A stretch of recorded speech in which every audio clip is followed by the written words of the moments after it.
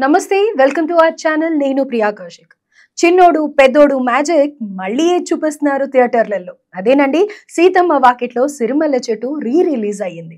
అయితే ఈ cinema theatres లో రిలీజ్ చేసే ముందు అనేక అనుమానాలు వచ్చాయన్నమాట. అసలు ఇప్పుడు ఇది ఎగ్జామ్ సీజన్, ఎవరు వస్తారు థియేటర్స్ కి అని అనుకున్నారు. సంక్రాంతి పండగకే పెద్ద పెద్ద సినిమాలు రిలీజ్ అయిపోయాయి. ఇప్పుడు అప్పట్లో పెద్ద సినిమాలు ఏవి కూడా లేవు కాబట్టి ఇదే మంచి ఛాన్స్ అనుకున్నారేమో, మళ్ళీ థియేటర్స్ లో రిలీజ్ చేశారు. అయినప్పటికీ కూడా ఎంతో మంచి క్రేజ్ ఉందనే చెప్పుకోవాలి.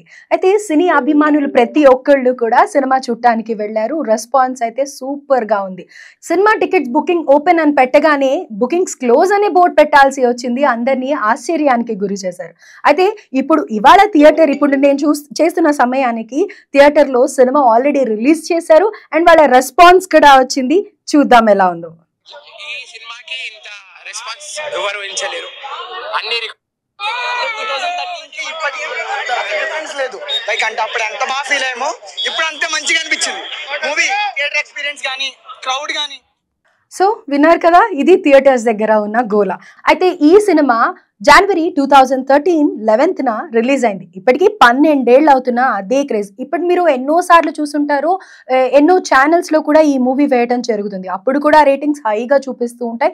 ప్రతి ఒక్కళ్ళు కూడా టీవీకి అతుక్కుపోయి ఈ సినిమా చూస్తూ ఉంటారు. అయితే మల్టీ స్టారర్ మూవీస్ లో ఉండే డిసప్పాయింట్మెంట్ గురించి ఎంతో మంది అనుకుంటూ ఉన్నారు. పాత సినిమాలో చూసినట్టయితే ఎన్టీ రామారావు, అక్కినేని నాగేశ్వరరావు గారి సినిమాల్లో ఆ హీరోలని థియేటర్లలో స్క్రీన్ మీద చూడగానే ప్రేక్షకుల కేరింతలు, వాళ్ళ అభిమానులు ఎంతో ఉత్సాహంగా ఉల్లాసంగా అసలు ఆ సినిమాని ఎంతో ఎంజాయ్ చేసేవాళ్ళు. కానీ ఇప్పుడు వస్తున్న సినిమాలలో మా హీరోని ఎక్కువగా చూపించారు, మీ హీరోని తక్కువగా చూపించారు, ఇలా ఫ్యాన్స్ మధ్యన గొడవలు కూడా చూస్తున్నాం రీసెంట్ గా RRR మూవీలో. కానీ ఈ సీతమ్మ వాకిట్లో సిరిమల్ల చెట్టు చాలా రోజుల తర్వాత, చాలా సంవత్సరాల తర్వాత మల్టీ స్టారర్ గా వచ్చినప్పటికీ వెంకటేష్ ని, మహేష్ బాబుని బ్యాలెన్స్ చేస్తూ 1.5 hours స్క్రీన్ స్పేస్ వెంకటేష్ గారిది ఉన్న 1.5 hours సినిమా మహేష్ బాబు గారిది కూడా ఉంచి బ్యాలెన్స్ చేస్తూ సినిమాలో ఎక్కడ కూడా ఓవర్ గా ఎలివేషన్స్ లేకుండా స్టోరీకి తగ్గట్టుగా చిన్నోడిని పెద్దోడిని చూపిస్తూ వెళ్ళారు. అలాగే ఈ సినిమాలోని పాత్రలు కూడా ఎంతో ఆకట్టుకుంటాయి. మన రేలంగి మావయ్య ప్రకాష్ రాజ్ గారి యాక్టింగ్ అయితే ఎంతో బాగుంది. అవి మనం ఎన్నో మీమ్స్ కూడా చూస్తూ వచ్చాం.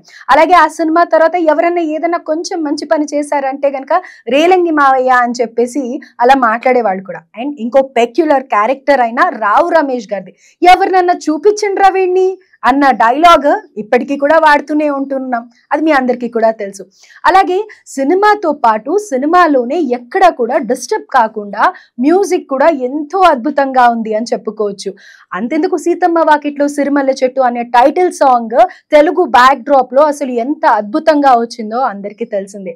అట్ ద సేమ్ టైం అంజలి వెంకటేష్ గారి వాన చినుకులు ఇట్టా తడిపితే అనే సాంగ్ ఇప్పటికీ వర్షాలు పడుతున్నాయి అంటే లూప్ లో ఈ సాంగ్ అవ్వాల్సిందే, ప్లే అవ్వాల్సిందే. And next Samantha Mahesh Babu song కూడా ఎంతో, ఇంకా చెప్పాలి ఇంకా ఇంకా అనే సాంగ్ కూడా ఇప్పటికీ టీనేజర్స్ లో ఈ సాంగ్ నడుస్తూనే ఉంటుంది. ఫోన్లలో చాట్ లో కూడా ఇవే మాటలు డిస్కషన్స్ అవుతూ ఉంటాయి అన్నమాట పాటలు. సో అంతలా జనాల్లో హత్తుకుపోయేలా ఉండే సన్నివేశాలు కానీ పాటలు కానీ ఎక్కడ బోర్ కొట్టకుండా ఎగ్జాక్ట్ గా 2.5 hours మూవీయే చేశారు.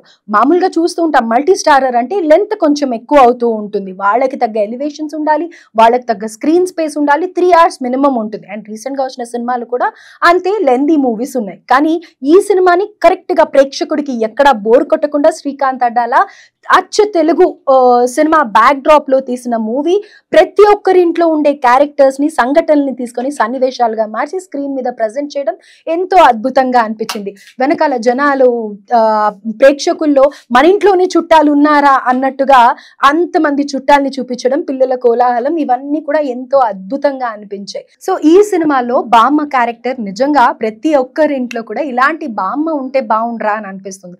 ఇన్ఫాక్ట్ మన బామ్మలు ఎలా అయితే ఉంటారో అమ్మమ్మలు నాన్నమ్మలు అలానే అనిపించారు. అండ్ అంజలి కూడా ఈ సినిమాలో అద్భుతమైన పాత్ర పోషించారు అని చెప్పుకోవచ్చు. అండ్ ఎంతో అందంగా చూడ ముచ్చటగా ఉంది. తెలిసిపోతున్నాయి అంతే అనుకుంటూ బావ చుట్టూవే తిరుగుతూ ఉంటుంది అంజలి.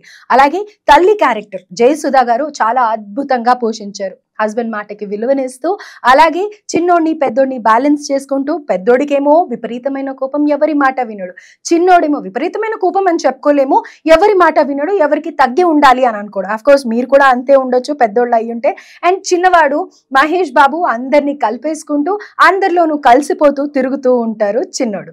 సో ఇలా ఇంతకి చెప్పాలండో ఈ సినిమాలో మహేష్ బాబు క్యారెక్టర్ కి కానీ వెంకటేష్ క్యారెక్టర్ కి కానీ పేరు పెట్టకుండా చిన్నోడు పెద్దోడితోనే లాగించేశారని చెప్పుకోవచ్చు.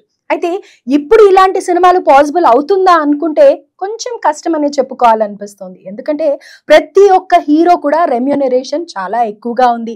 అలాగే పాన్ ఇండియా సినిమా అని చెప్పి ఇదొక పెద్ద క్రౌన్ యాడ్ చేశారు. ఇంకా అలాగే ప్రొడ్యూసర్స్ కి డైరెక్టర్స్ కి కూడా మంచి కథ రావాలి అని అనేసి అనుకుంటూ ఉన్నారు. అండ్ మల్టీ స్టారర్ గా తీయాలి అంటే అనేక అంశాలు ముడిపడిపోయి ఉంటాయి. ఇందాక నేను చెప్పినట్టుగా ఇద్దరిని బ్యాలెన్స్ చేస్తూ ఏ హీరోని కూడా తక్కువ చేయకుండా ఇద్దరికి సరైన ఎలివేషన్ ఇస్తూ చేయాలి. అప్పటికి మనం రీసెంట్ గా చూస్తూనే ఉన్నాం, కొన్ని సినిమాలు వచ్చాయి. వెంకటేష్ గారు ముఖ్యంగా ఇలా డ్యూయల్ స్టార్ తో మల్టీ స్టారర్ తో చేసింది. వెంకటేష్ గారు పవన్ కళ్యాణ్ గారు చేసిన గోపాల గోపాల సినిమా ఎంత పెద్ద హిట్టో మనందరికీ తెలుసు. అలాగే రీసెంట్ గా వరుణ్ తేజ్ తో కూడా ఒక మూవీ చేశారు. అండ్ సంక్రాంతికి వస్తున్నాం కూడా చాలా అద్భుతంగా ఉంది. అఫ్ కోర్స్ అది మల్టీ స్టారర్ కాకపోయినప్పటికీ ఇప్పుడు ఇదే వెంకటేష్ గారి ఫ్యాన్స్ కూడా మళ్ళీ ఒకసారి వెంకటేష్ గారిని స్క్రీన్ మీద చూసుకోవడానికి వెళ్ళారా అనిపించేలాగా ఉంది ప్రేక్షకుల హడావిడి థియేటర్స్ దగ్గర. సో మీరు కూడా ఈ సినిమాని ఎలా ఎంజాయ్ చేశారో, ఇప్పుడు మీరు సినిమాకి వెళ్తున్నారో లేదో కామెంట్ చేయండి. అండ్ ఈ ప్రతి ఒక్క రీ రిలీజ్ వెనకాల కూడా ఒక కాజ్ ఉంటుంది. అంటే ఎవరికైనా హెల్ప్ చేయడానికో, డొనేట్ చేయడానికో, లేకపోతే క్యాన్సర్స్ ఇలాంటి బాధితులకు ఏదో ఒక కాజ్ తో అయితే చేసి ఆ డబ్బుల్ని ఇవ్వడం జరుగుతూ ఉంటుంది అనమాట. అయితే మరి ఈ సినిమాకి ఎందుకు రీ రిలీజ్ చేశారు అనే దాని గురించి మనకి రీజన్ తెలియనప్పటికీ ప్రొడ్యూసర్ దిల్ రాజు గారు రీసెంట్ గా ప్రెస్ మీట్ పెట్టి తన ఆనందాన్ని వ్యక్తం చేశారు. ఎందుకంటే అప్పట్లో ఉన్న క్రేజ్ ఇప్పుడు కూడా అంతే ఉంటుందా, థియేటర్స్ లో రిలీజ్ చేస్తే అంత రెస్పాన్స్ ఉంటుందా అని అనుకున్నాము. కానీ బుకింగ్స్ క్లోజ్ తో మాకే ఆశ్చర్యాన్ని కలిగించేలాగా ప్రేక్షకులు ఎంతో అభిమానిస్తున్నారు అని అన్నారు. అలాగే ఒక రిపోర్టర్ అడిగిన ప్రశ్నకి మళ్ళీ మీరు మల్టీ స్టారర్ తీస్తారా అంటే మంచి కథనం ఉంటే డెఫినెట్ గా చేయడానికి మేము రెడీ అని చెప్పి కూడా ఒక గుడ్ న్యూస్ చెప్పారు దిల్ రాజు గారు. So let us wait and see ఇంకా ఏమన్నా ఇలా